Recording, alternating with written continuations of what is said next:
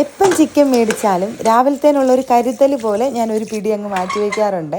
അങ്ങനെ ഇന്നലത്തെ ബിരിയാണിയുടെ കുറച്ച് ചിക്കൻ മാറ്റി വെച്ചുകൊണ്ട് രാവിലെ ഇടിയപ്പത്തിന് പെട്ടെന്നൊരു ചിക്കനും വെജ് സ്റ്റൂ ഉണ്ടാക്കാൻ പറ്റി.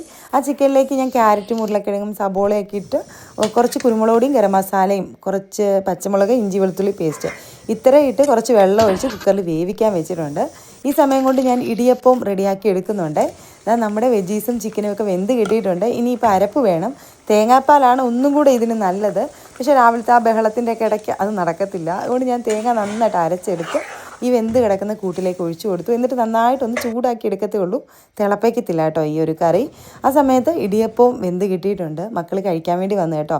പിന്നെ ഞാൻ കറി പെട്ടെന്ന് താളിച്ചൊഴിച്ചു. കുറച്ച് ചെറിയുള്ളിയും ഉണക്കമുളകും കറിവേപ്പിലയും കൂടെ വെളിച്ചെണ്ണയിൽ അങ്ങ് താളിച്ചൊഴിക്കത്തേ ഉള്ളേ.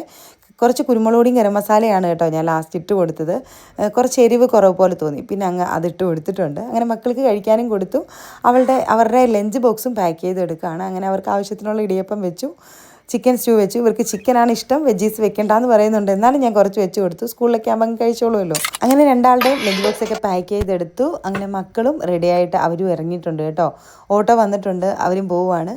അങ്ങനെ ഇന്നത്തെ രാവിലെ വലിയ ബഹളമൊക്കെ ഇല്ലാതെ അങ്ങ് കഴിഞ്ഞു പോയി. ചോറൊന്നും പ്രത്യേകിച്ച് വെക്കേണ്ടായിരുന്നല്ലോ, ബ്രേക്ക്ഫാസ്റ്റ് തന്നെ കൊടുത്തു വിട്ടുകൊണ്ട്. അപ്പോൾ ഇത്രയേ ഉള്ളൂ കേട്ടോ ഇന്നത്തെ വീഡിയോ.